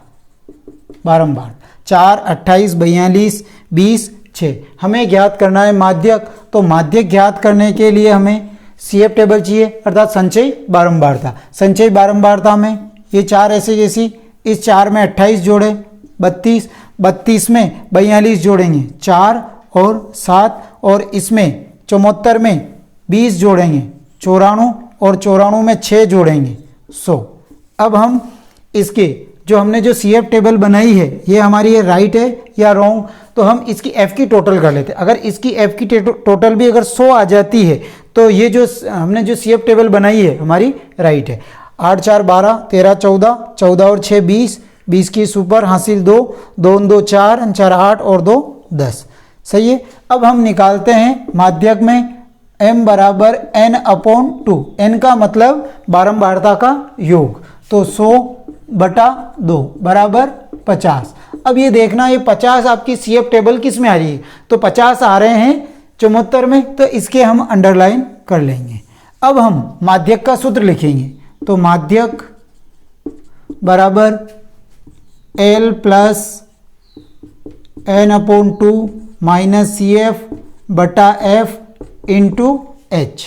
अब L का मतलब वर्ग अंतराल की निम्नतम संख्या जो हमने अंडरलाइन की है उसकी, n/2 का मान हम निकाल चुके, CF जो हमने अंडरलाइन की है CF में, इसमें ऊपर वाली संख्या, और F जो हमने अंडरलाइन कर रखी है अर्थात 42, और H का मतलब होता है कि अंतर कितना है इसमें 10-10, तो L, F और CF। ठीक है। अब हमारे आंसर फिक्स हो गए कि 20 और 30 के बीच में ही हमारे आंसर आएंगे। तो L का मान है 20 प्लस n/2 का मान 50 माइनस CF है 32 बटा F है 42 और H है 10। 20 प्लस 50 में से 32 गए तो 8 एक 18/42 इंटू 10। अगर ये कट रहे हों तो काट दो 2 की टेबल से, 2 दूनी 4, 2 एकम 2, 2 निम 18, 3 की टेबल से, 3 7 21 और 3 तिया 9। अब नहीं कट रहे तो 20 प्लस 3 को 10 से गुणा किया 30/7 और 30 में हम 7 का भाग लगा देंगे। 7 चौक 28, 2 बचे 0.0, 7 दूनी 14, 6 बचे पॉइंट के बाद में 1 0, 7 8 56 तो 4.28 आया। तो 20 प्लस 4.28 इसको जोड़ लेंगे तो 20 में 4 जोड़ेंगे तो 24.28 हमारे आंसर हो जाएंगे माध्यक के। अब हम सोल्व कर रहे हैं 27वें क्वेश्चन और 27वें क्वेश्चन में 2 पार्ट हैं जिसमें से हम फर्स्ट पार्ट को सोल्व कर रहे हैं। फर्स्ट क्वेश्चन है 27वें का first, sine theta minus 2 sine cube theta upon 2 cos cube theta minus cos theta equal to tan theta. LHS side, अब देखो sine theta minus 2 sine cube theta तो इसमें साइन थीटा कॉमन हो गया, तो साइन थीटा कॉमन हो गया तो साइन थीटा में साइन थीटा का भाग लगाया तो एक बार, और इधर 2 साइन स्क्वायर थीटा बचा बटा, और नीचे भी कॉमन ले लेते हैं हम, cos theta common.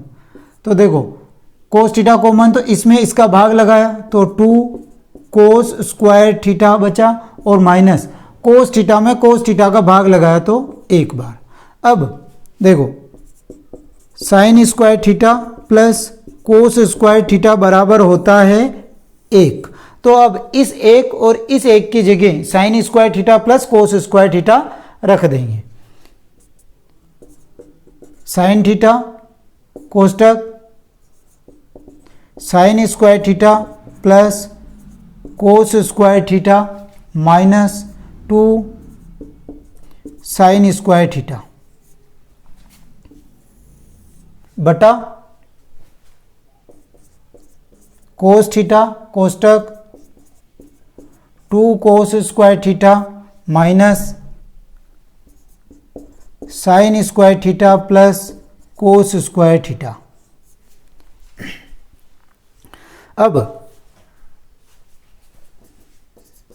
Sign theta कोष्टक, देखो 2 साइन स्क्वायर थीटा में से एक साइन स्क्वायर थीटा गया तो यहां बचा साइन स्क्वायर थीटा, तो इधर तो बच रहा है कोस स्क्वायर थीटा और इधर बच रहा है साइन स्क्वायर थीटा बटा कोस थीटा कोष्टक। अब 2 कोस स्क्वायर थीटा में से एक कोस स्क्वायर थीटा गया तो कोस स्क्वायर थीटा बचा माइनस साइन स्क्वायर थीटा। अब ये कट गया, इधर बचा हमारे पास में sine theta upon cos theta, और sine theta upon cos theta होता है टेन थीटा। तो LHS बराबर RHS, यही हमें आंसर लाना है। 27वें का सेकंड क्वेश्चन है cot theta plus tan theta equal to cosec theta sec theta. तो हम LHS साइड सोल्व कर रहे हैं। LHS side cot theta plus tan theta. अब देखो कोट थीटा, तो कोट थीटा बराबर होता है cos theta upon sine theta, और टेन थीटा बराबर होता है sine theta upon cos theta. तो अब इस कोट थीटा की जगह इसका मान कोस अपॉन साइन लिख देंगे और टेन की जगह साइन अपॉन कोस लिख देंगे।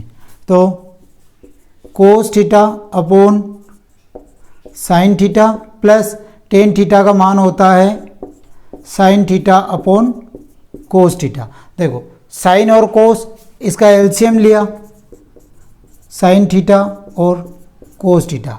अब इसमें इसका भाग लगाया तो साइन से साइन कट गया, बचा कोस, कोस को कोस से गुणा किया तो कोस स्क्वायर थीटा प्लस, अब साइन थीटा और कोस थीटा में कोस थीटा को भाग लगाया तो कोस से कोस कट गया, बचा साइन थीटा, साइन को साइन से गुणा किया तो साइन स्क्वायर थीटा, और sine square theta plus cos square theta या cos square theta plus sine square theta का मान होता है 1। तो sine square theta plus cos square theta बराबर होता है 1। तो इसकी जगह मैंने लिख दिया 1 बटा साइन थीटा और कोस थीटा। अब 1 का साइन में भी भाग और 1 का कोस में भी भाग, तो 1 बटा साइन थीटा इंटू 1 बटा कोस थीटा। अब देखो 1 बटा साइन थीटा, तो 1 बटा साइन थीटा बराबर होता है कोसेक थीटा, और 1 बटा कोस थीटा बराबर होता है सेक थीटा। तो इसकी जगह तो लिख दिया कोसेक थीटा, और 1 बटा कोस थीटा की जगह लिख दिया सेक थीटा, और कोसेक थीटा सेक थीटा ही हमें आंसर लाना है। तो LHS बराबर RHS। 28वां क्वेश्चन है, कल्पित माध्य से माध्य ज्ञात कीजिए। तो जब आपके माध्य ज्ञात करना, कौन सी विधि से? कल्पित माध्य से। तो हम इसका कल्पित माध्य से माध्य ज्ञात करेंगे।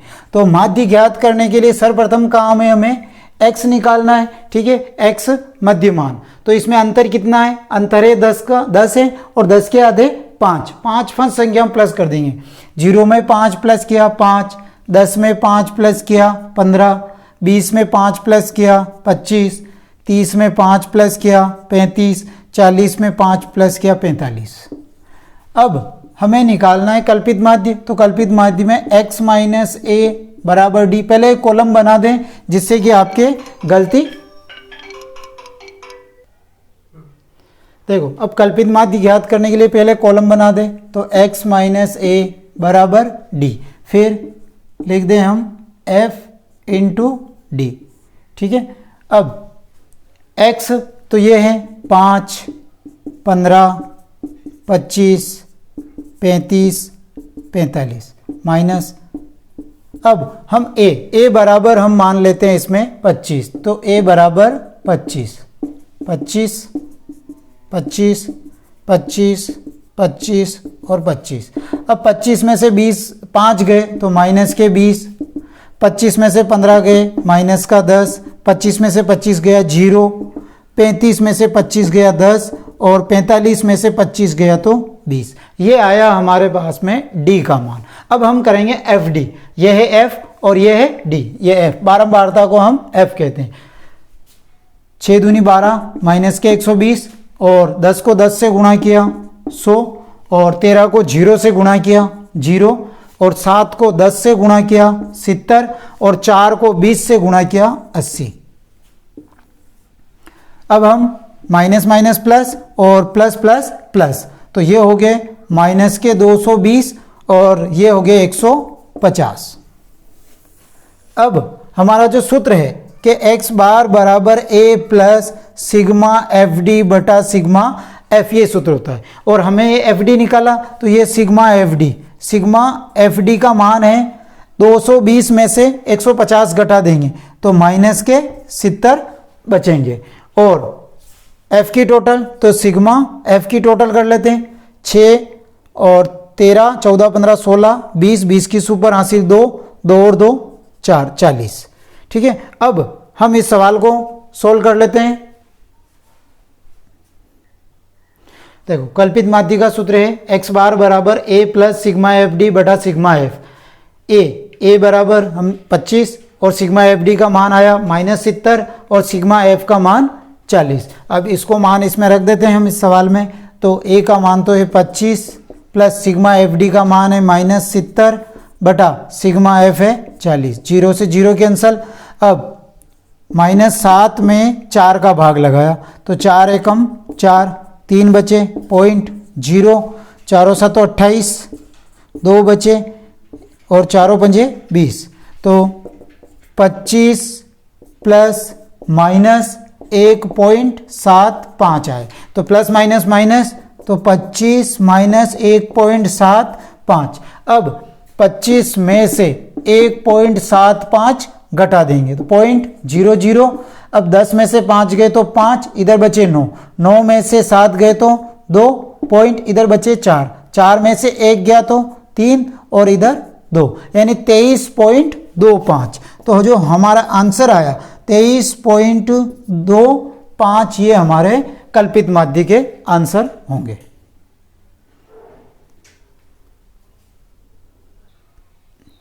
मैंने आपको बोर्ड के अकॉर्डिंग पूरा एक मॉडल पेपर सॉल्व कराया है, और अगर इस मॉडल पेपर में आपको किसी भी क्वेश्चन में अगर आपको कोई डाउट है तो आप कमेंट करके मेरे को बता दें। मैं आपको विश्वास दिलाता हूं कि उसका मैं आपको जवाब जल्दी से जल्दी आपको दे दूंगा।